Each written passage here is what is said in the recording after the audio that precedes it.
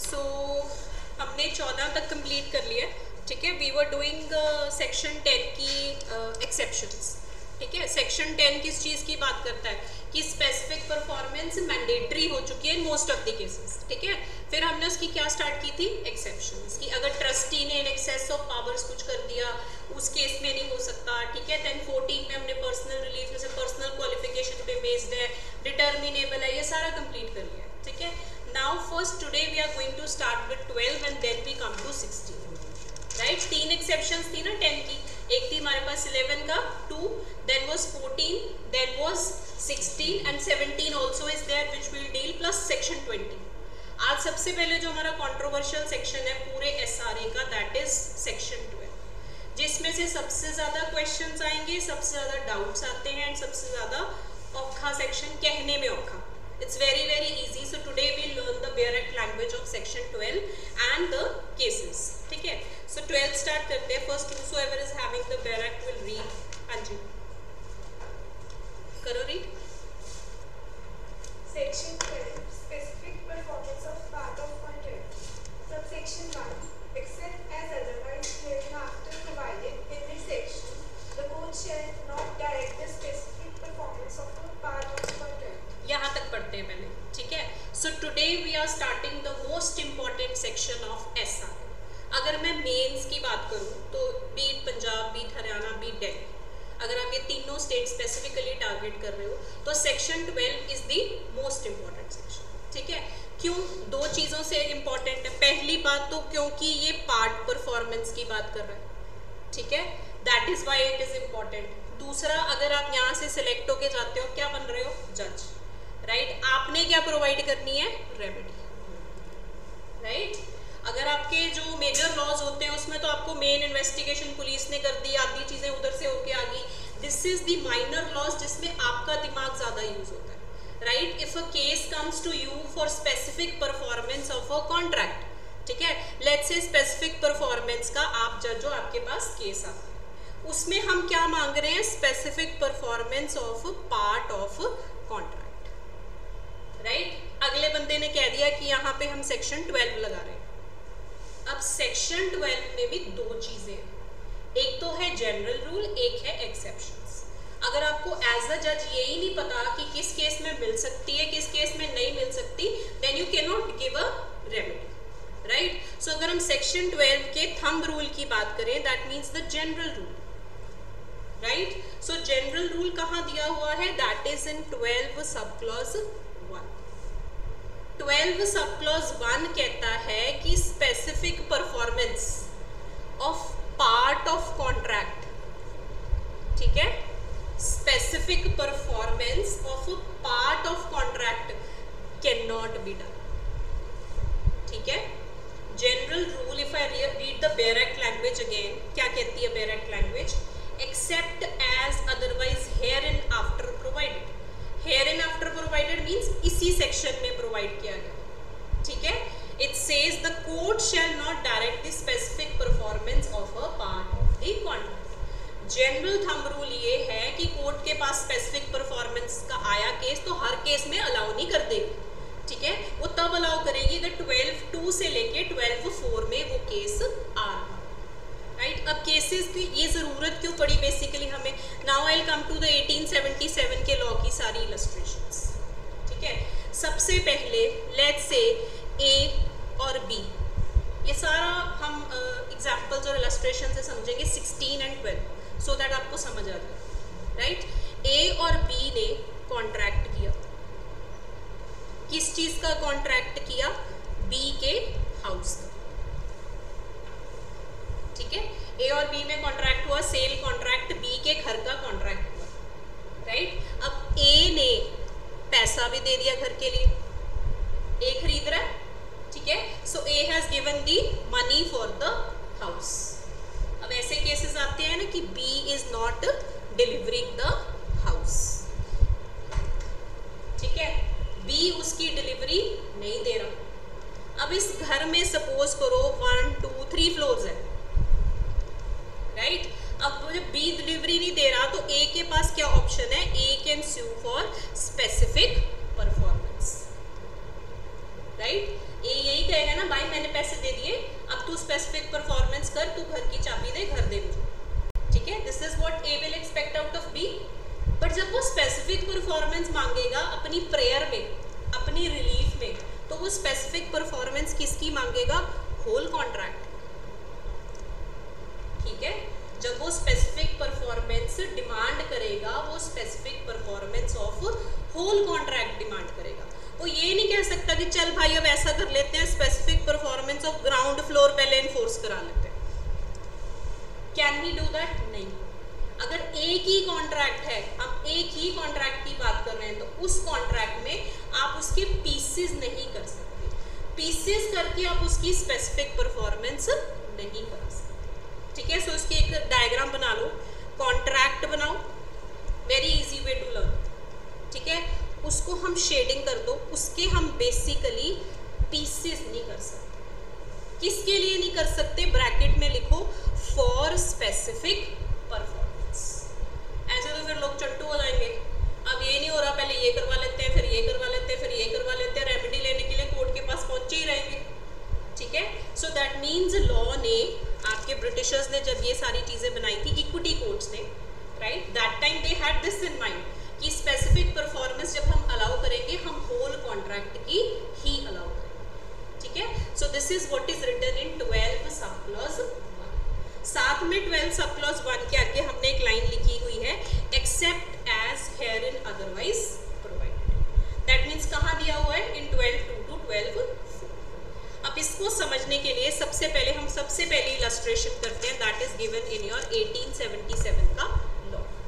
I repeat again, जितनी भी illustrations हैं वो 1877 वाले लॉ से ही चली आ रही है। जितने केसेस हैं वो भी पुराने ही चले आ रहे हैं। So you have to do all those things, right. अब हम बात करते हैं, लेट्स से ए है, ये आपके जनरल रूल पे इलस्ट्रेशन है, ठीक है। The illustration that I am doing that is on general rule. A है, बी है, दोनों के बीच में कॉन्ट्रैक्ट हुआ। 9 से लेके 25 तक का कोई भी क्वेश्चन आया, कॉन्ट्रैक्ट तो होएगा ही होएगा, ठीक है। बिकॉज 9 to 25 किस चीज से डील कर रहा है? Specific performance of contracts, right. अब ए और बी के बीच में कॉन्ट्रैक्ट है, लेट्स से 100 एकड़ लैंड को लेके, 100 एकड़ लैंड है, लेट्स से इसका रेट है 1 लाख रुपीज पर एकड़।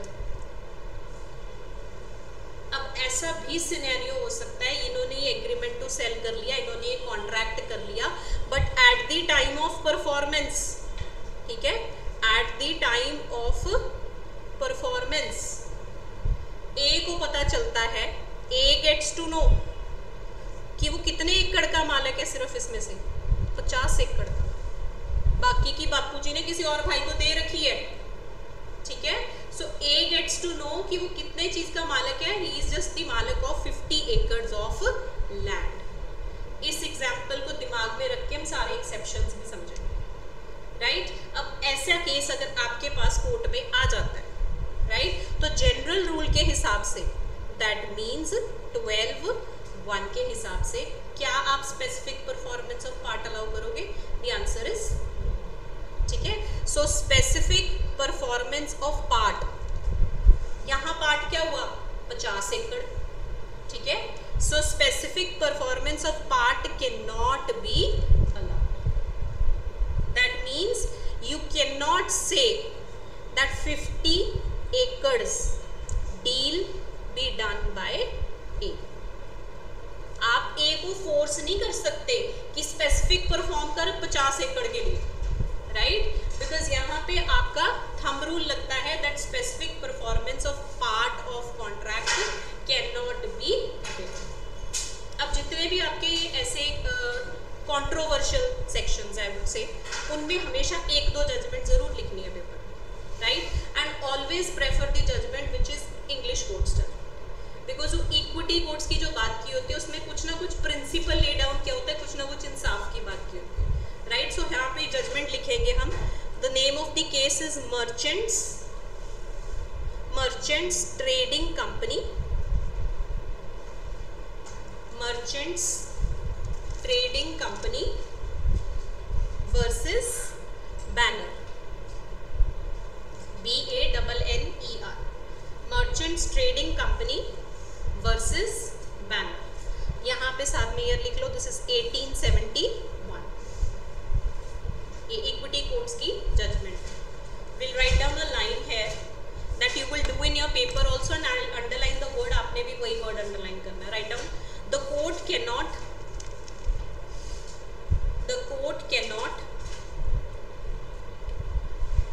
specifically perform the contract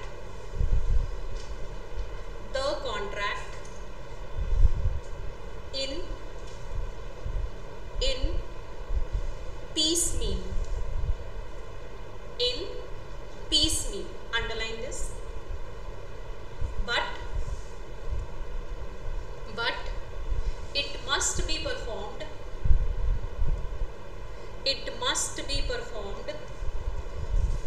in its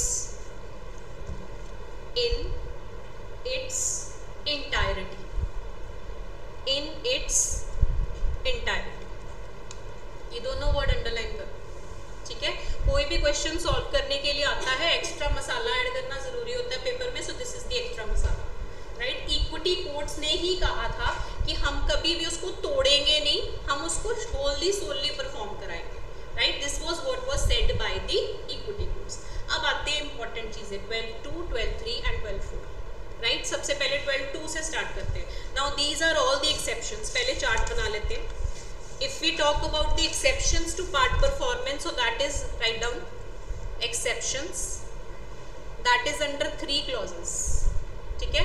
और हमेशा क्वेश्चन जनरल रूल पे नहीं आता होता, एक्सेप्शन पे आता होता है। राइट, सो एक्सेप्शंस में आता है section 12 sub clause 2, then is section 12 sub clause 3 and section 12 sub clause 4। ये तीनों की बात करें, ठीक है। अब इनमें बेयर एक्ट की लैंग्वेज बहुत ज़्यादा इंपॉर्टेंट है। देयर इज द प्रॉब्लम जहाँ पे स्टूडेंट्स को इसमें थोड़ा बहुत इशू आता है, वो इसकी लैंग्वेज को नहीं समझते, ठीक है। अगर इनके सबकी ये वर्डिंग उठा के देखो, यहाँ पे किस बंदे की बात की गई है, who is unable to perform. Right, यहाँ पे जब भी आपकी बात की जाएगी, वो उस इंसान के बारे में जब हम बात करेंगे तो हम वर्ड यूज करेंगे unable to perform.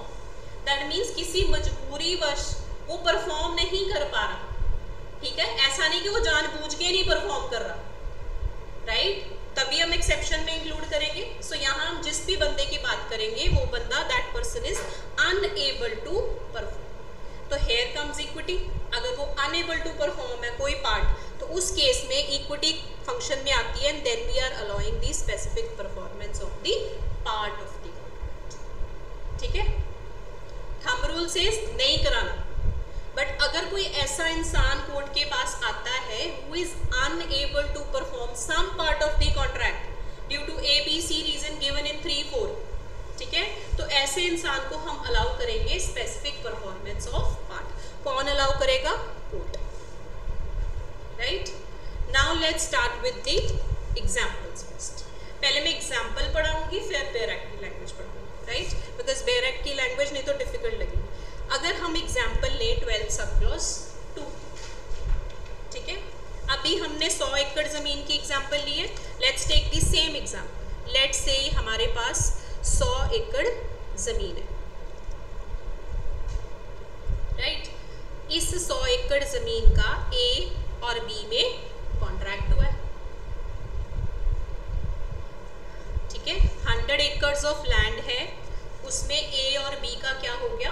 Contract, right. अब A को बाद में पता लगा that he is the owner of only 98 acres. बाकी बापूजी ने किसी और को दे दी, डैडी जी ने, ठीक है। उसको पता लगता है that he is the owner of 98 acres. तो जो 2 एकड़ बचता है, अगर हम अपना कॉमन सेंस लगाएं, लॉ के स्टूडेंट है, तो हमारे दिमाग में क्या आएगा कि या तो वो कह देगा वेव ऑफ कर दो, है ना, कि इसको वेव ऑफ कर दो, या वो क्या कहेगा कॉम्पनसेशन दिलवाओ, ठीक है। These are the 2 options that come to our mind, right? अब अगर हम मैथ्स लगा के देखें यहाँ पे, तो ये जो 98 है ये क्या है, बड़ा पोर्शन, ठीक है। दैट मीन्स यहाँ पे ये क्या है, कंसिडरेबल पार्ट, राइट। अगर हम 2 एकड़ की बात करते हैं तो दिस 2 एकड़ इज स्मॉल प्रोपोर्शन। पहले तो क्वेश्चन जब भी इस पे आएगा हमेशा आपको एक कंसिडरेबल लार्ज पोर्शन होगा और एक स्मॉल पोर्शन, ठीक है। Always in the story you will get the hint कि ये 12 2 में से। जब क्वेश्चंस हो गए तब आपको ज़्यादा बेटर समझ आएगा, राइट। तो ऐसे केस में क्या कोड स्पेसिफिक परफॉर्मेंस करा सकता है? द आंसर इज यस, ठीक है।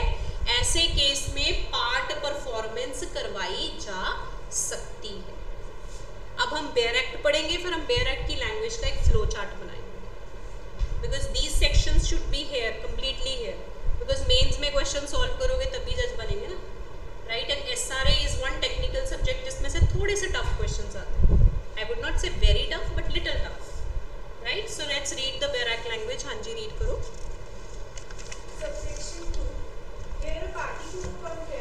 अंडरलाइन करते जाओ। पार्टी टू द कॉन्ट्रैक्ट, कौन सी पार्टी? जो अभी हमने लिखा, कौन सी है? अनएबल टू परफॉर्म, ठीक है। वो परफॉर्म नहीं कर पा रही है, को पता लगा कि उसकी जमीन नहीं है बाकी 2 एकड़, ठीक है। That is why he is not able to perform the whole contract, right. Next, is unable to perform the whole of his part of it, but the part which must be left unperformed by only a small portion to the whole in value. That means जो perform नहीं कर पाए वो कितना था? वो small part है, that is a small portion. बड़ा पोर्शन आप परफॉर्म कर सकते हो, ठीक है।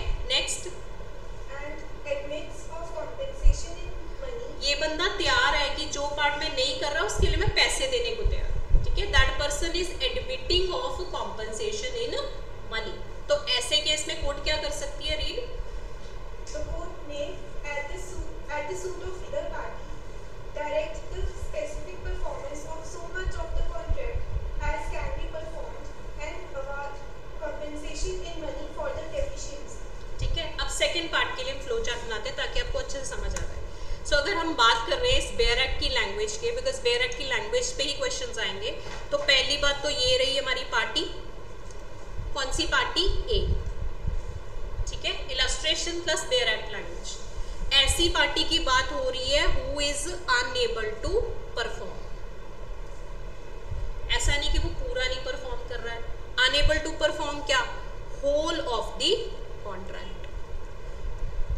जहां ये unable to perform whole of the contract आ गया, दैट मीन सेक्शन 12 से क्वेश्चन है, right. Unable to perform whole of the contract, और जो अनपरफॉर्म्ड पार्ट है, राइट, जो अनपरफॉर्म्ड पार्ट है as per bare act language वो क्या है? Small proportion, right. अगर वो स्मॉल प्रोपोर्शन है plus that person admits of compensation in money, वो मुकर नहीं रहा, ठीक है, वो कॉन्ट्रैक्ट तोड़ नहीं रहा, वो अनएबल टू परफॉर्म। वो कह रहा है भाई जो पार्ट बचता है छोटा सा उसके लिए I am even ready to give compensation in money. तो अगर ये सारी कंडीशंस टिक टिक टिक हो रही है, सो दैट मीन्स ऐसे केस में यहाँ वर्ड अब बेयर एक्ट की लैंग्वेज उठाएंगे जो आपको प्रीलिम्स में आ सकती है। यहाँ वर्ड यूज किया गया है कोर्ट में, कोर्ट शैल नहीं है, ठीक है। 10 में हमने क्या वर्ड यूज किया था? शैल, मैंडेटरी है, ठीक है। यहाँ कौन सा वर्ड यूज कर रहे हैं? कोर्ट में। सो दैट में कोर्ट अलाउ कर सकती है स्पेसिफिक परफॉर्मेंस। स्पेसिफिक परफॉर्मेंस किसकी होगी? जो पार्ट स्पेसिफिकली परफॉर्म किया जा सकता है, ठीक है। और कॉम्पनसेशन मिलेगी किस चीज के लिए? For the deficiency. बस ये चार्ट रट लेना, this is the bare act language, right. ऐसा केस आपको जज बन के सॉल्व करने को आ जाए, पहले आ जाए, सो दिस इज द आंसर। अब यहाँ कोर्ट में क्यों लिखा गया उसका कारण भी समझो, ठीक है। मे का मतलब है शैल नहीं है, दैट मीन्स ये किस पे डिपेंडेंट है? बी की मर्जी पे डिपेंडेंट है, ठीक है। ये बी की मर्जी पे डिपेंडेंट है। लेट्स से जो बी था उसने ये जो 100 एकड़ था ये किसी मॉल को बनाने के लिए खरीदा, ठीक है। उसने जो 100 एकड़ है वो किसी मॉल को बनाने के लिए खरीदा था। आप उसमें से अगर -2 एकड़ कर दो, लेट से खुदा ना खास्ता बंदे ने 2 एकड़ में पार्किंग बनानी थी, क्या मॉल चल जाएगा बिना पार्किंग में? सीपी मॉल वाला हाल होएगा, ठीक है, कंजस्टेड पार्किंग। सो बेसिकली यहाँ पे अगर उसको कोई फायदा नहीं हो रहा तो वो कंप्लीटली भी रेक्टिफाई कर सकता है, रिसाइंड कर सकता है कॉन्ट्रैक्ट, ठीक है। सो दैट मीन्स ये स्पेसिफिक परफॉर्मेंस तब मिलेगी अगर बी की मर्जी होगी। That is why it has been said कि ये मैंडेटरी नहीं होएगा, दिस इज डिस्क्रिशन। अगर आपको लग रहा है आप स्पेसिफिकली परफॉर्म करवाना चाहते हो करवा लो, नहीं तो कॉन्ट्रैक्ट कैंसिल भी करा सकते हो, ठीक है। सो यहाँ पे बेसिकली आपकी compensation is always a remedy, right. अब इसकी एक और इजी एग्जांपल लेते हैं। एक बार ये एग्जांपल आई थी, so let's take the easy example. मैंने आपको डिफिकल्ट वाली से पहले समझाया। लेट्स से एक कोई मोना है, लेट्स से मोना रख लेते हैं, ठीक है। सिंपल मैथ्स समझना है आपने। ये मोना जा रही है लेट्स से कश्मीर, ठीक है। मैंने इसको बोला, मैंने इसके साथ कॉन्ट्रैक्ट किया कि कोई लेट्स से ये K2 वैरायटी है। कश्मीर में क्या फेमस है? एप्पल्स, ठीक है। There is a K2 variety of apples. छोटी अमाउंट रखते हैं, लेट्स से मैं बोलती हूँ कि 5 एप्पल लेके आने, राइट। ये आपको स्टूपिड से एग्जांपल क्यों लिखवा रहे हैं? बिकॉज क्वेश्चन ऐसा आता है, ठीक है। That is why I am giving you this example. अब 5 एप्पल है, वो कहती है कि मैं तुझे 50 रुपए दूँ, 10 rupees per Apple. Maths easy रख रहे हैं अभी, ठीक है। अब लेट्स से जो मोना है ये आ रही थी, उतने में शी लॉस्ट 1 एप्पल। महंगी वैरायटी का एप्पल, लेट्स से उस टाइम का महंगा पुराना ला लो, 1877 के हिसाब से चल रहे हैं, ठीक है। उसके हाथ से एक एप्पल गुम गया। अब मोना यहाँ क्या बन गई? वो वाली पार्टी बन गई who is unable to perform. ये आपने जब भी 12 पे क्वेश्चन सॉल्व करने हैं ना, आपने उसको अंडरलाइन कर करके उसको नेम कर लेना है कौन सा क्या बन गया, ठीक है। सो मोना बन गई unable to perform complete contract, right. अब ये अनेबल टू परफॉर्म क्या है? Complete contract. अब ऑप्शन क्या बचती है? Part performance.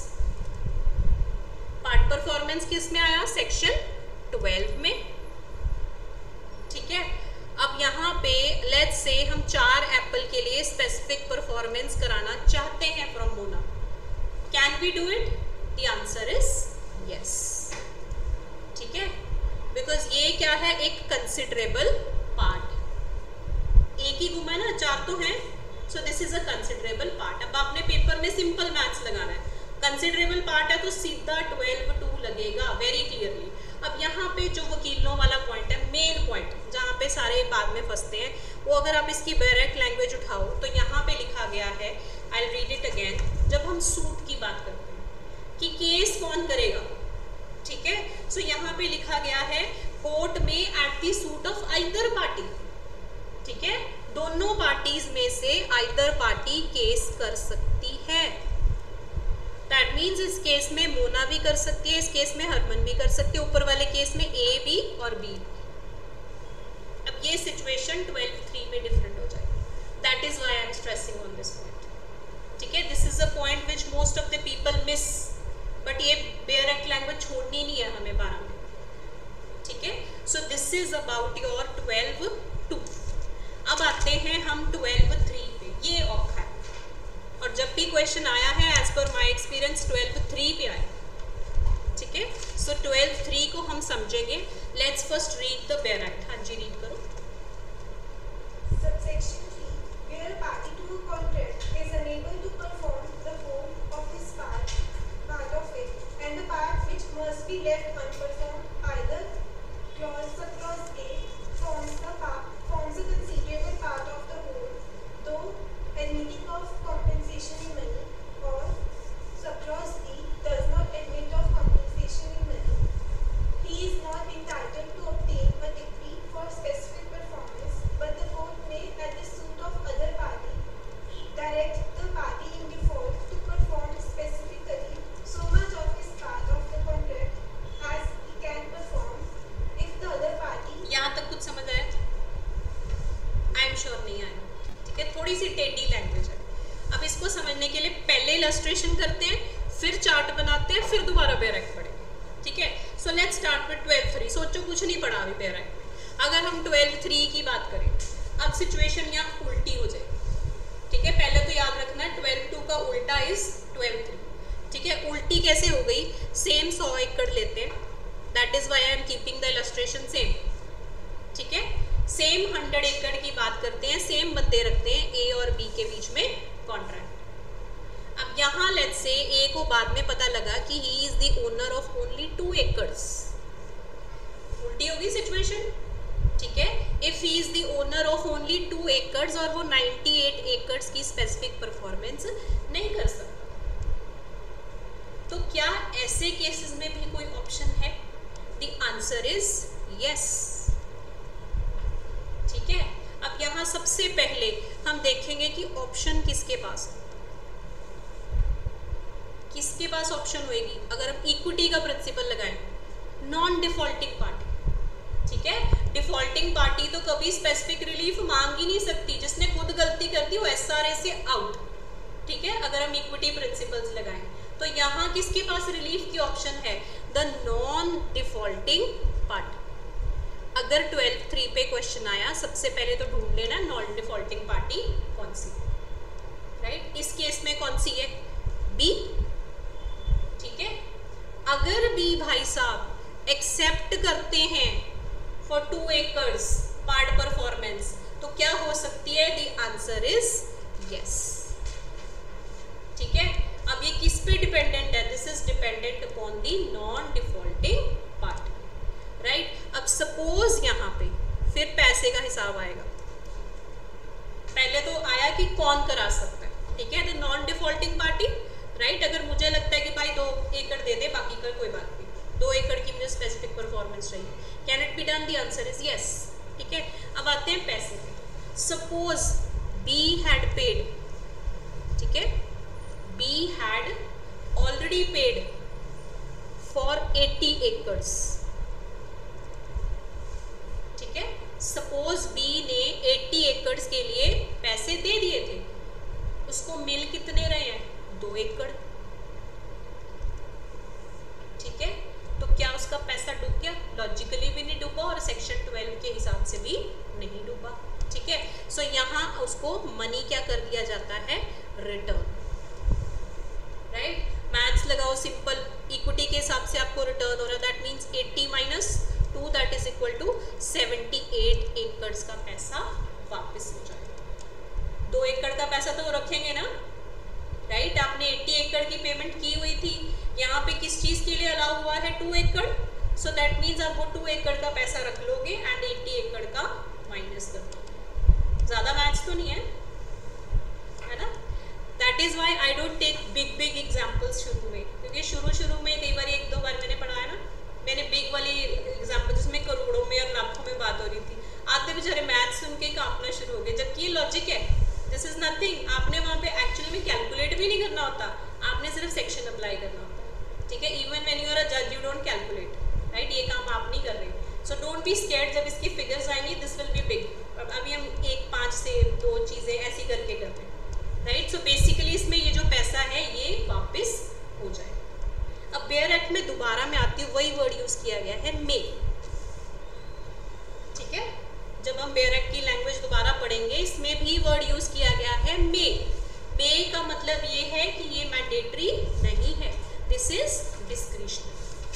अब यहाँ पे एक चीज आती है कि यहाँ सूट किसकी तरफ से आएगा, किसको अलाउ कर रहे हैं हम सूट फाइल करने के लिए, this is different from 12.2 and this is the main point. So basically यहाँ सूट फाइल करने में वहाँ वर्ड यूज किया गया है अदर पार्टी, ठीक है। बेयर एक्ट की लैंग्वेज पढ़ो तो उसमें वर्ड क्या यूज किया गया है, other party. Other party SRA में सिर्फ एक प्रिंसिपल बार बार दिमाग में बोलते रहना, he who seeks equity must do equity, that means other party कौन सी हुई, नॉन डिफॉल्टिंग पार्टी, ठीक है। सो यहाँ पे नॉन डिफॉल्टिंग पार्टी ही रिलीफ ले सकती, उस केस में दोनों तरीके से इन्फोर्स कराया जा सकता है, ठीक है। दोनों बंदे कर सकते हैं, आइदर पार्टी, राइट, बिकॉज आपका मेजर पोर्शन है उसको स्पेसिफिकली परफॉर्म कराना है, पेमेंट करनी है, दोनों साइड से हो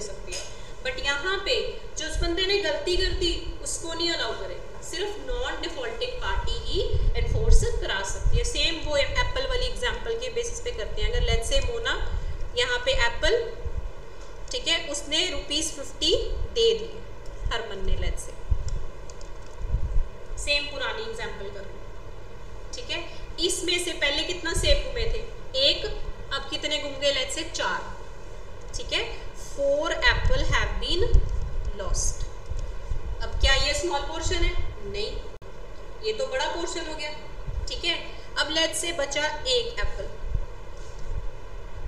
ऐसे करके आपको करोड़ों में बात आएगी, लाखों में, ठीक है। लेट्स से 1 एप्पल बचा, तो लेट्स से हरमन के पास आने थे एप्पल, ठीक है। What does Harman say? Harman says okay I accept this 1 apple, ठीक है। अगर मैं कह रही हूँ ओके आई एक्सेप्ट 1 एप्पल, मैं इतना छोटा सा पोर्शन एक्सेप्ट कर रही हूँ, बड़े की बात नहीं हो रही, छोटे पोर्शन की बात हो रही है। दैट मीन्स पहले इसमें देखेंगे अगर मैंने येस कर दी तो क्या क्या चीजें हो सकती हैं। येस करी तो that means part of contract की परफॉर्मेंस एक्सेप्ट कर ली, ठीक है। That means specific performance of part of contract मैंने क्या कर दिया? यस, मैंने कर दिया ओके, ठीक है। अब यहाँ पे मुझे मिलेगा 1 एप्पल प्लस मुझे क्या होंगे? Return ₹40, right. जो 40 रुपए बचे वो वापस हो जाए। अब लेट्स से यहाँ सूट फाइल करना है for that 1 Apple specific performance, तो कौन फाइल कर सकता है? हरमन, लॉजिकली, ठीक है।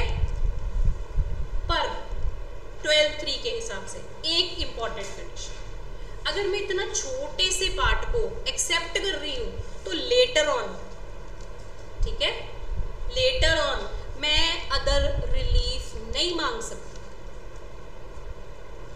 ठीक है। लेटर ऑन मैं कोई अदर रिलीफ नहीं मांग सकती। बाद में मैं कहूँ भाई वो 40 रुपए तो वापस कर दिए थे, मुझे मेंटल ट्रॉमा हो गया, मुझे कॉम्पनसेशन दिलवाओ, ठीक है। दैट मीन्स आपने अपने हिसाब से एक एक्सेप्शन अवेल की लॉ की, 12 सब क्लॉज 3 की, आपने एक रेमेडी सीक कर ली, उसके बाद आप पे रिस्ट्रिक्शन भी लगी, ठीक है। क्या रिस्ट्रिक्शन लग रही है? दैट आप कोई और रिलीफ नहीं मांग सकते। सो यहाँ आप लाइन लिखोगे, इसका लॉजिक क्या है? दैट मेरे पास क्या ऑप्शन थी? लेट्स से हरमन के पास ऑप्शन देखते हैं, क्या ऑप्शन थी मेरे पास? I had the option to resign the contract, मैं कॉन्ट्रैक्ट खत्म कर सकती थी ना। मैं बोलूं मैं की एप्पल दा लेना, कॉन्ट्रैक्ट खत्म करो, आई had the option, right, because यहाँ लार्ज पोर्शन की नहीं, यहाँ तो छोटे से पोर्शन की बात हो रही है। अगर मैं एक्सेप्ट कर रही हूँ कॉन्ट्रैक्ट, मैंने कॉन्ट्रैक्ट साइन नहीं किया, that means I will relinquish, direct की लैंग्वेज कहती है I will relinquish, that means give up करने पड़ते हैं मुझे, क्या? ऑल क्लेम्स, ठीक है। तो मेरे बाकी के सारे क्लेम्स भी मुझे गिव अप करने पड़ेंगे, right. So this is about your 12(3). अब यहाँ बात समझ आई। अब हमेशा यहाँ पे जब बात होएगी तो उसमें आपको देखना है कि नॉन डिफॉल्टिंग पार्टी कौन सी है, ठीक है। अगर वो कह रही है कि भाई मैं इतने से चला लूंगा काम, ठीक है, हिंदी में समझ के याद रखना है। अगर वो कह रहा है भाई इतने से चला लूंगा, दैट मीन्स आगे से फिर आप कॉम्पनसेशन फलाना ढुकाना नहीं मांग सकते, बिकॉज वहाँ पे भी इक्विटी लग रहा है। आप एक बार कोर्ट के पास आए, आपने एक रेमेडी सीख की, बाद में आप कोई और रेमेडी सीख नहीं कर सकते, ठीक है। अब इतने से काम नहीं चलेगा, इसकी बेयर एक्ट की लैंग्वेज आपको लर्न करनी है, ठीक है। सो let's read now again 12(3). Where a party to a contract is unable to perform the whole of his part of it, and the part which must be left unperformed, either subclause A forms a considerable part of the whole, though admitting of compensation in money, or subclause B does not admit of compensation in money. यहाँ तक पहले chart बनाते हैं, ठीक है। सो यहाँ पे 12(3) में अगर हम बात करें तो बात किसकी हो रही है? Part left अनपरफॉर्म्ड। परफॉर्म्ड की तो बात क्यों करेंगे, ठीक है। लॉजिकली किसकी बात हो रही है? Part which has been left unperformed. Bare act उठाया अगर हमने, ठीक है, तो उसमें 2 कंडीशंस आती हैं। फर्स्ट कंडीशन आएगी, लेट्स से ये डायग्राम है, इतनू सा जो पार्ट है, ठीक है, इसका हम स्पेसिफिक परफॉर्मेंस कर सकते हैं, इतने बड़े पार्ट का हम स्पेसिफिक परफॉर्मेंस नहीं कर रहे, ठीक है। यहाँ 90 एकड़ आ गया सपोज, राइट, अभी हमने जो एग्जांपल की। सो ये क्या पोर्शन है, कंसिडरेबल पोर्शन, राइट। पेपर में डायग्राम बना के समझ लेना, बेसिकली ये हो गया कंसिडरेबल पोर्शन, इसका नहीं हो रहा और इसका हो रहा है, 2 एकड़ का हो रहा है, 98 एकड़ का नहीं हो रहा, ठीक है। प्लस ये जो बंदा है that person admits of compensation in money, right. किस पार्ट के लिए मान रहा है कॉम्पनसेशन इन मनी, इस पार्ट के लिए, ठीक है। That person admits of compensation of money of this part, right. I read the bare act again, forms a considerable part of the whole, ठीक है, ये क्लॉज रीड कर रही हूँ, forms the considerable part of the whole, that means ये हो गया 98 एकड़ लैंड, ठीक है। नेक्स्ट क्या दिया हुआ है, 2 admitting of compensation in money, ये बंदा मान रहा है कि मैं कॉम्पनसेशन इन मनी दूंगा। सेकेंड केस कौन सा आता है, दिस वन, राइट। ये जो पोर्शन है ये छोटा है, ये बड़ा पोर्शन है, लेट्स सी। अब ऐसा भी केस हो सकता है जिसमें यहाँ पे ही डज नॉट एडमिट, छोटे पोर्शन के लिए ऑफ कॉम्पनसेशन इन मनी, ना वो इसको स्पेसिफिकली परफॉर्म कर रहा है, ना वो छोटे पोर्शन के लिए पैसे देने को तैयार है, तो दैट मीन्स आप किस में आ गए, सब क्लॉज बी में, ठीक है। तो ऐसे केसेस में अगर आपकी जो डिफॉल्टिंग पार्टी है, बैरेक्ट की लैंग्वेज यूज करें अगर, तो जो डिफॉल्टिंग पार्टी है वो इज नॉट एंटाइटल्ड, बैरेक्ट रीड करूंगी दोबारा से, is not entitled for specific performance. क्यों, क्योंकि वो डिफॉल्टिंग पार्टी है, ठीक है। तो यहाँ पे जो हमारी डिफॉल्टिंग पार्टी होती है is not entitled for specific performance. तो क्या ऐसे जो भी केसेस आते हैं किसी में स्पेसिफिक परफॉर्मेंस नहीं आती? The answer is no, court देती है, द कोर्ट में, ठीक है, कोर्ट में direct specific performance, right, court में डायरेक्ट स्पेसिफिक परफॉर्मेंस।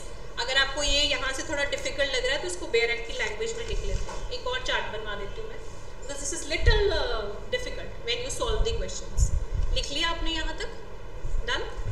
सो राइट डाउन 12 3a, 2 चार्ट्स बना रहे हैं, इधर है 12 3b, 2 तरीके की स्टोरीज आएंगी 12 3 में, ठीक है, 2 तरीके की स्टोरी। 12 3a का अगर क्वेश्चन हुआ तो उसमें वर्ड आएगा सब्सटैंशियल पोर्शन अनपरफॉर्म्ड, ठीक है, पहली डायग्राम जो हमने बनाई थी, अगर डायग्राम से डिफिकल्ट लग रहा है, सब्सटैंशियल पोर्शन इज अनपरफॉर्म्ड, ये वाली डायग्राम जो हमने बनाई थी,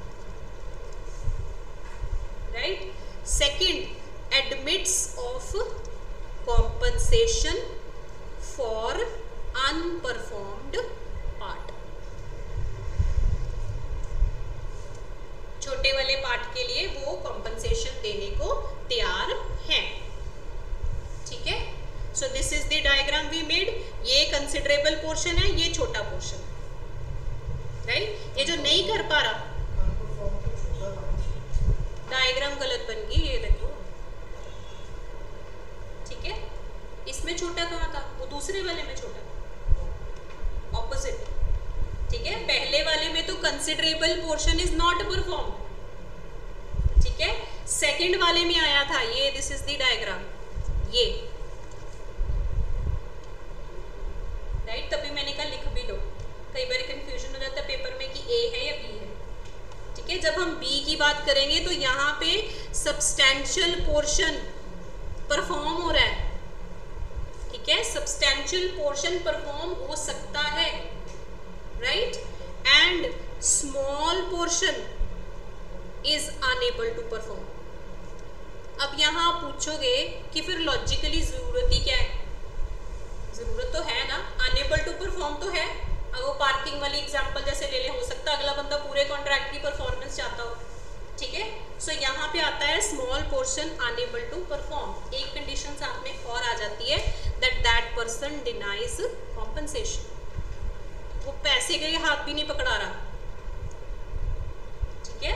दैट पर्सन डिनाइज कॉम्पनसेशन। अगर आपको ऐसी कोई राम कहानी आ जाती है पेपर में, ठीक है, तो ऐसे दोनों केसेस में, right, both these cases generally क्या होता था, स्पेसिफिक रेमेडी नहीं मिलती थी, ठीक है। बट अब कोर्ट्स ने क्या कहा है कि अगर सूट फाइल हो रहा है by the aggrieved party, defaulting party को तो मिलेगी ही नहीं, ठीक है। सूट रेमेडी किसको मिलेगी, एग्रीव्ड पार्टी को, ठीक है। So if a suit is filed by the aggrieved party, against किसके फाइल करेगा, डिफॉल्टिंग पार्टी के। तू पैसे नहीं दे रहा, तू बड़ा पोर्शन नहीं परफॉर्म कर रहा, ठीक है। सूट किस चीज का होएगा, स्पेसिफिक परफॉर्मेंस का। तो क्या इसमें पार्ट अलाउ कर सकती है, द आंसर इज यस, क्योंकि वर्ड यूज किया गया है मे। दैट मीन्स कोर्ट की मर्जी है, अगर वो अलाउ करना चाहती है वो कर सकती है, राइट। बट अगर ये अलाउ हो गया, अगर आपने छोटे पोर्शन को लेट से अलाउ करवा लिया, तो आपकी आगे की फर्दर रेमेडीज रिलिंक्विश हो जाए। अब ये हमारे कहने से बात नहीं चलती, पेपर में हमेशा इस पे केस लिखना जरूरी है, right. So write down the landmark judgement on this which is very important judgement. ये डिफिकल्ट पोर्शन स्टार्ट हो गया अब SRA का, right. So I don't call SRA tough subject, but जितने अब इसके बाद वाले आपके बैरक की प्रोविजंस आएंगी, I will keep repeating them and keep doing the questions also simultaneously, ताकि आपको थोड़ा थोड़ा समझ आए, राइट। केस का नाम लिखेंगे Surinder Singh versus Kapoor Singh, right. Case का नाम है Surinder Singh versus Kapoor Singh. This is 2005 supreme court. इसकी जजमेंट के 3 पॉइंट्स हैं जो आपने पेपर में लिखने। पहला पॉइंट कहता है कि यहाँ पे वर्ड यूज किया गया है may, right. The word used here is may. May का मतलब है it is the discretion of court. क्या चीज डिस्क्रिशन ऑफ कोर्ट है, पार्ट परफॉर्मेंस अलाउ करना, ठीक है। सेकंड, सेक्शन 12 सब क्लॉज 3, ये बड़ी इंपॉर्टेंट लाइन है। Section 12 sub clause 3 is a beneficial provision, ठीक है। Section 12 sub clause 3 is a beneficial provision for the buyer. Section 12 sub clause 3 beneficial provision for the buyer है। किसके लिए beneficial है, यहाँ पे कौन बायर था, हरमन? क्या मोना को इसका कोई फायदा हो रहा है? The answer is no. ये प्रोविजन बनी ही इस डिस्प्यूट्स को दिमाग में रख के थी कि बायर को बेनिफिट होना चाहिए।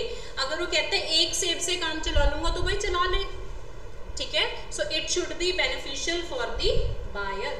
थर्ड पॉइंट कहता है रिलिंक्विशमेंट ऑफ क्लेम, ठीक है। Relinquishment of claim need not be pleaded, need not be pleaded by the other party, ठीक है, by the other party। that means उसको बताना नहीं पड़ेगा कि अब मेरे बाकी के क्लेम्स रिलिंक्विश हो गए बस।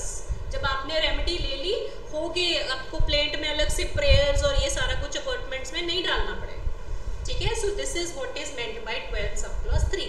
क्वेश्चंस आएंगे तो 12 3 से आएंगे। 4 तो बिल्कुल ही सौखा है, 4 में से तो कभी भी नहीं आते, उसको हम 5 मिनट में खत्म कर देंगे। पहले मैं दोबारा डायरेक्ट एक बार रीड करवाना चाहूंगी so that you are able to understand each and every point. Now I will read it. Where a party to the contract, वो जो डायग्राम वाला याद करते हैं, unable to perform the whole of his part, that means section 12 वाला, ठीक है। And the part which must be left unperformed, जो रह गया, ठीक है, forms a considerable part of the whole. जो हमने पहला क्रॉस लगाया था 98 एकड़, जो आप नहीं इन्फोर्स कर पाए वो बहुत बड़ा पार्ट है, ठीक है। दो admitting of compensation in money, जिसपे हमने क्रॉस लगाया था उसके लिए टिक लगाया था, उसके लिए हम पैसा देने को तैयार है। Second, does not admit of compensation in money, आप पैसा देने के लिए भी तैयार नहीं हो, तो ऐसे केसेस में generally specific performance of part is not allowed, ठीक है। तो किस केसेस में अलाउड है, अगर कोर्ट को डिस्क्रिशन में लगे कि उन्होंने अलाउ करना है। आगे ये हमारा रह गया, हमने 2 क्लॉजेस भी नहीं पढ़े। He is not entitled to obtain a degree of specific performance but the court में at the suit of the other party. Other party है, सर्कल कर लो, नॉन डिफॉल्टिंग पार्टी। डायरेक्ट बाद में पढ़ोगे ना प्रीलिम से पहले। So other party here means non defaulting party, जिसका कोई कसूर ही नहीं है, ठीक है। Direct the party in default to perform specifically so much of his part in the contract as he can perform if the other party, ये हैं 2 एक्सप्लेनेशन जो समझ नहीं आती है, ठीक है। मैं रीड करती हूँ। In a case falling under clause A, अगर क्लॉज ए की बात कर रहे हैं, ठीक है, pays or has paid the agreed consideration for the whole of the contract reduced by the consideration for the part which must be left unperformed। अभी मैंने कुछ मैथ्स किया था ना, रिड्यूस्ड बाय 80 में से -2 किया था, ठीक है। सो यहाँ पे लिख लो ऊपर that he if he has paid for 80 acres, illustration के ऊपर ही लिखो, उसके एग्जांपल के फर्स्ट पॉइंट के साथ लिख लो, if he has paid for 80 acres. अगर 80 एकड़ का पैसा चला गया है तो उसमें से -2 एकड़ करके बाकी का पैसा आपके पास वापस आ जाएगा consideration. This is situation A, ठीक है।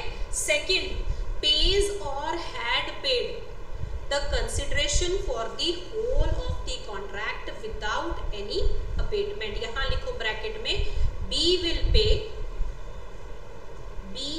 पे only for 2 acres। B will pay only for 2 acres। That means अगर पैसा पूरा नहीं गया, अब उसने पेमेंट करनी है तो विदाउट एनी अबेटमेंट उसको कितने एकड़ की पेमेंट करनी है, उसी पार्ट के लिए। That means 2 acres, ठीक है। सो ये जो पूरा पॉइंट नंबर 1 है, किसकी बात कर रहा है, पेमेंट की। Consideration, contract without consideration is 0, ठीक है। सो कॉन्ट्रैक्ट का one of the most essential is consideration. तो ये आपका फर्स्ट पार्ट कंसिडरेशन की बात कर रहा है कि अगर तो पैसा चला गया था तो माइनस करो, हिसाब किताब करो और वापस करा दो, ठीक है। अगर नहीं गया तो उतना ही जाएगा जितनी कंसिडरेशन होल है, उसमें से अबेटमेंट करके नहीं जाएगा, right. Second clause I read, if either case, in either case that means इनमें से कोई भी केस हो, relinquishes all the claims, bracket में लिख लो gives up all the claims, उसके फर्दर क्लेम्स नहीं हो सकते, उसके हाथ काटे जाते हैं जब उसने 12(3) ले लिया बेनिफिट, ठीक है। Relinquishes all claims to the performance of the remaining part of the contract, बाकी सारे क्लेम भी खत्म हो गए including right to compensation, right to compensation either for the deficiency और फॉर द लॉस और डैमेज सस्टेन्ड बाय हिम।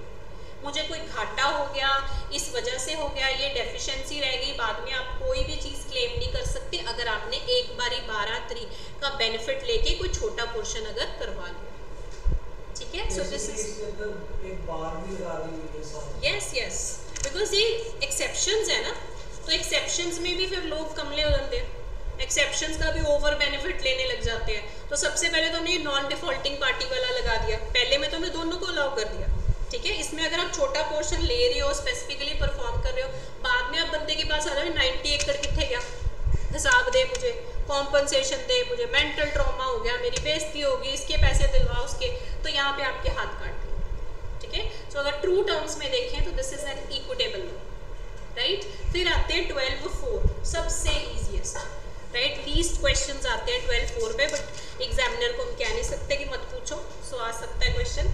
उससे पहले आप एक केस लॉ अंडरलाइन कर लो, बेयर एक्ट्स के case laws I remind you again important होते हैं।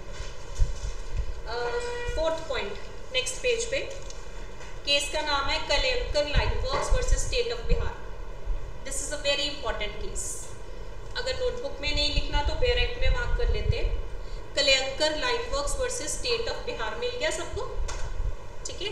इसमें आई रीड क्या लिखा हुआ है, the purchaser may relinquish claim to further performance of the remaining part of the contract, ये रिलिंक्विशमेंट पे केस है, ठीक है, and the right to compensation at any stage of the proceedings, right. So this is a case on relinquishment, अगर उस पर question आ गया तो आप ये केस का रेफरेंस दे सकते हैं। नाउ लेट्स कम टू 12(4), ये बहुत बड़े सेक्शंस हैं, 12 हो गया, 16 हो गए, ठीक है। So now let's come to 12(4). हाँ जी, रीड करेंगे एक बार, रीड करो। When a part of a contract which taken by itself can and ought to be specifically performed stands on a separate and independent footing from another part of the same contract which cannot or ought not to be specifically performed, the court may direct specific performance of the former part. इसको बड़ी simple example से समझते हैं। 12(4) की example है, let's say A है and there is B। सबसे पहले ये वर्ड क्या आएगा, कॉन्ट्रैक्ट, ठीक है। दोनों के बीच में कॉन्ट्रैक्ट हो गया। लेट्स से कॉन्ट्रैक्ट हुआ कि हमने 1000 बैग बनाने हैं, डिजाइनर बैग्स, राइट। उसमें से बड़ा क्लियरली बताया गया कि ये जो 500 है ये तो इस डिजाइन के बनेंगे, let's say, excuse me for the drawing, this is the supposition, हमारे जो दिमाग में आ जाती है हम बना देते हैं, राइट। 500 लेट्स से इस डिजाइन के बनेंगे, ठीक है। There is a contract for making bags, 500 इस डिजाइन के, 500 इस डिजाइन के। अब लेट्स से जो A है, he is able to perform this part of the contract, ऊपर वाला, ठीक है। A इनकी परफॉर्मेंस दे सकता है, वो बोलता है भाई इस टाइप के बैग बने हैं, इस टाइप के बैग नहीं बने। तो ये जो इस टाइप के कॉन्ट्रैक्ट हुआ जिसमें बड़ा क्लियरली अलग अलग पार्ट्स में स्पेसिफाई किया गया, तो क्या इस पार्ट को हम सेपरेट कर सकते हैं? द आंसर इज यस, ठीक है। इसमें डिफरेंट डिजाइन्स हैं, so this can be very clearly separated. तो B कैन कंपेल A, ठीक है, B can compel A to perform for these design 500 bags. That means यहाँ पे इस पार्ट की स्पेसिफिक परफॉर्मेंस हो सकती है। यहाँ तो कोई डिस्प्यूट ही नहीं होता ना ऐसे contract, right. It's very clear. अगर पेपर में कोई ऐसा कॉन्ट्रैक्ट आ जाए जिसकी टर्म्स को सेपरेटली पहले ही किया गया, ठीक है, तो जब वो सेपरेटेड है तो क्या एक पोर्शन का अगर कॉन्ट्रैक्ट का स्पेसिफिक परफॉर्मेंस पॉसिबल है तो क्या वो कराया जा सकता है? So the exception says yes, कराया जा सकता है, ठीक है। सो बेयर एक्ट की लैंग्वेज दोबारा से मैं आपको चार्ट में लिखवा दूं अगर, तो लैंग्वेज यूज करती है पार्ट ऑफ कॉन्ट्रैक्ट, ठीक है, पार्ट ऑफ कॉन्ट्रैक्ट। कौन सा part? Which stands on separate and independent footing. I repeat the bare act language, bare act ही सब कुछ है अपने लिए, प्रीलिम्स में भी, ठीक है, फिर आगे भी, फिर जब जज बन जाओगे तब भी। सो इनको अच्छे से दिल में बिठा लो, right. So part of the contract, कौन सा part? Which stands on separate and independent footing.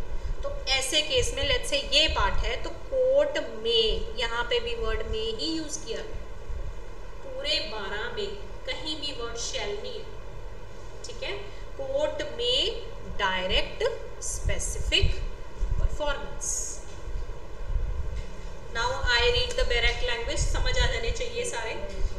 When a part of the contract which taken by itself, अपने आप में, ठीक है, can and ought to be specifically performed, तो वो part क्या है? Stands on a separate and independent footing, वो अलग हो सकता है, ठीक है, from another part of the same contract which can not और ought not to be specifically performed. बाकी के डिजाइनर बैग से अलग हो सकता था, राइट। सो ऐसे केस में कोर्ट में direct specific performance of the part which can be done, as easy. अब आती है explanation, right. Read the explanation first. Explanation: for the to a contract shall be deemed to be unable to perform the whole of his part of it if a portion of its subject matter existing at the date of the contract shall cease to exist at the time of its performance. ये पढ़ के कुछ धुंधला धुंधला याद आया? पिछला subject कौन सा पढ़ा था? दोबारा पढ़ के देखो इसको. I repeat again, सारे सब्जेक्ट्स इंटरलिंक्ड हैं, specially the ones I am taking all the minor subjects. एक ने पूछ पड़ी हुई है, they are like a train. ठीक है, कौन सा? Indian contract act. ठीक है, दोबारा रीड करती हूँ मैं. For the purposes of this section 12 के लिए, party to a contract shall be deemed to be unable to perform the whole of its contract. Deem को अंडरलाइन कर लो. दैट मीन्स ऑटोमेटिकली मान लेंगे. ठीक है, हम खुद ही मान लेंगे कि अब ये बंदा परफॉर्म नहीं कर सकता. कब नहीं कर सकता? If the portion of its subject matter existing at the date of contract. आज मैं कॉन्ट्रैक्ट कर रही हूँ कोई, at the time of the performance क्या हो चुका है? सीज, खत्म. ठीक है, ये हमने किया हुआ है कॉन्ट्रैक्ट्स में जब आपको कॉन्ट्रैक्ट्स कराया था. सो बेसिकली एक्सप्लेनेशन बात कर रही है किस पे क्वेश्चन आ सकता है. लेट्स से सब्जेक्ट मैटर जो है वो सीज हो गया या डिस्ट्रॉय हो गया. ठीक है, मैं कह रही हूँ चक्को भाई ये सारे गोडाउन के गुड्स आपके हैं. रात को मेरी माड़ी किस्मत गोडाउन में क्या लगी, हमेशा पेपर में आग ही लगती होती है ये वाले केसेस. ठीक है, यहाँ पे फायर होगी, वो सारा माल सड़ गया. अब क्या बोलोगे? स्पेसिफिक परफॉर्मेंस कराओ. पहले बोलोगे इसको प्रूव करो. द आंसर इसमें डीम कर लिया जाता है कि स्पेसिफिक परफॉर्मेंस नहीं हो सकती. So here the answer is section 56 of Indian contract act साथ में लगेगा. ठीक है, 56 किस चीज की बात करता है? Impossibility of performance. ये चीज इम्पॉसिबल हो चुकी है. ठीक है, सो ऐसे केसेस में हम वर्ड यूज करते हैं deemed to be unable to perform. कौन परफॉर्म कर सकता है इसको? कोई भी नहीं परफॉर्म कर सकता. Right, so this is about your 12. किसी को कुछ नहीं समझ आया तो बता दो. अगर मैं बिल्कुल हिंदी में दोबारा से 2 मिनट रिपीट करूं तो क्वेश्चन आया स्पेसिफिक परफॉर्मेंस पे इस एसआरए में से, अगर आया पार्ट परफॉर्मेंस पे. ठीक है, जनरल रूल आप हमेशा लिखोगे कि जनरल रूल तो यही कहता है कि नहीं करना. ठीक है, बट 12 में ही 3 एक्सेप्शंस में कहा गया है कि कर सकते हैं भाई साहब. राइट, 12(2) में हम क्या लिखते हैं? Suit by the either party. अगर जो पोर्शन है वो स्मॉल है, ठीक है, बड़ा पोर्शन हो चुका है, तो ऐसे केसेस में अलाउ कर सकते हैं. राइट, सेकंड में हमने ये सारी कंडीशंस जो पढ़ी है. फोर्थ है अगर वो contract independent and separate footing पे है तो जो सेपरेट कर सकते हैं उसको परफॉर्म करा दो. लास्ट में हमने एक्सप्लेनेशन में पढ़ा अगर कोई कॉन्ट्रैक्ट सीज टू एग्जिस्ट कर रहा है, वो माल ही सड़ गया, आग लग गई, पानी आ गया, बाढ़ आ गई, कुछ भी ऐसा इमोशनल आएगा, सो दैट मीन्स ऐसे केसेस में भी वो क्या हो चुका है? ठीक है, so this is one of the daddy sections of SRA. We call it daddy sections when we set the papers, because ये बहुत इंपॉर्टेंट सेक्शंस हैं. अब हम स्टार्ट करेंगे कल, उसकी मैं सिर्फ आपको इंट्रोडक्शन दे देती हूँ. We started tomorrow because today my class is till 2:15, so I have 5 minutes. निकालो सेक्शन 16. आज बोझ नहीं डालेंगे, इतना लंबा सेक्शन की है 12, so it should not go like this shoot. सो थोड़ा सा इसको सिर्फ समझ लेते हैं कि हम 16 में करेंगे क्या. लिखना कुछ नहीं है, सिर्फ समझेंगे. अगर हम 16 की बात करते हैं तो इसकी हेडिंग क्या बात कर रही है? Personal wars to relieve. ठीक है, जब हमने 14 पढ़ा था, 14 की हेडिंग पढ़ो क्या कहती है? रीड.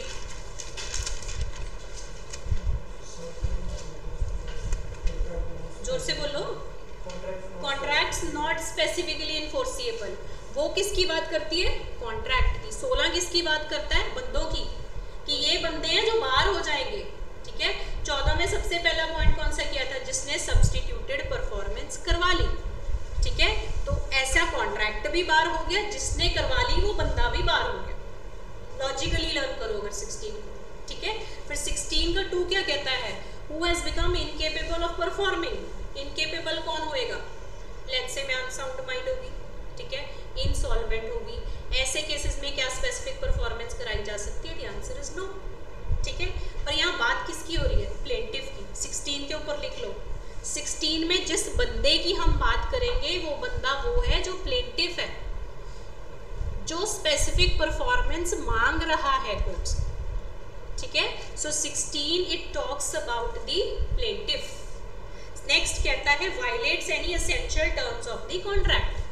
अगर आपने कॉन्ट्रैक्ट कोई एसेंशियल टर्म वायलेट कर दी, मैं आपको एक कोठी का कॉन्ट्रैक्ट करती हूँ, उसमें लेट से सागवान के पेड़ लगे हैं, मैं 10 लाख का टोटल कॉन्ट्रैक्ट कर दूँ, ठीक है। गार्डन में 3 लाख के तो वो पेड़ ही हैं, जब मैं वो बेचने लगी मैंने वो गार्डन उसमें से सेपरेट कर दिया, तो क्या ये कॉन्ट्रैक्ट वायलेट कर रहा है essential terms? The answer is yes, ठीक है। अगर आप खुद से ऐसी कोई टर्म्स वायलेट कर रहे हो, क्या आप स्पेसिफिक परफॉर्मेंस करा सकते हो? द आंसर इज नो, ठीक है। Next is fraud. फ्रॉड कैसे कर सकते हो आप? लेट्स से मैं लॉयर हूँ, मैं कह के कहीं जॉब लग जाती हूँ, मेरा कॉन्ट्रैक्ट होता है मुझे 10 केसेस आएंगे इस हफ्ते में, ठीक है। बाद में वो मुझे केसेस देना बंद कर देते हैं, मैं जाके कहती हूँ कि आप मुझे केसेस क्यों नहीं दे रहे? अगला कहेगा तेरी तो भाई लॉ की डिग्री फेक है, ठीक है। मेरी नहीं है, मेरी तरफ ऐसे मत देखो, I am masters in law. तो बेसिकली अगर लेट्स से हम बोलते हैं कि तेरी डिग्री फेक है, तो प्लेंटिफ क्या हो गया? खुद ही फ्रॉड पे हो गया, वो कैसे स्पेसिफिक परफॉर्मेंस करा सकता है? I will give you endless examples, ये हमने लिखनी है। नेक्स्ट आ जाता है acts in the variation of a contract, ये आता है आपको 16C, प्लीज इस पे मार्क कर लो आज ही, कल इसको बहुत डिटेल में करेंगे। 16C, अगर 16 में से क्वेश्चन आया तो 16C में से आएगा, अगर 12 में से क्वेश्चन आया तो 12(3) में से आएगा, ठीक है। सबसे ज़्यादा इंपॉर्टेंस हम इस पे देंगे। सी किसकी बात कर रहा है? ऐसे बंदे की बात कर रहा है, ऐसे प्लेंटिफ के जो हु फेल्स टू टेल कि मैं रेडी एंड विलिंग हूँ। मैं बोली जा रही हूँ भाई कॉन्ट्रैक्ट हो गया, चक दे फट्टे, अब हमारा कॉन्ट्रैक्ट डन है, मेरे जेब में पैसे नहीं है, मैं चली हूँ किसी की कोठी खरीदने, बैंक ने मुझे दिवालिया डिक्लेयर किया और आई एम इंसॉल्वेंट, मेरे पास पैसे हैं नहीं और मैं जाके कॉन्ट्रैक्ट करूँ, क्या मैं रेडी एंड विलिंग खुद थी? The answer is no.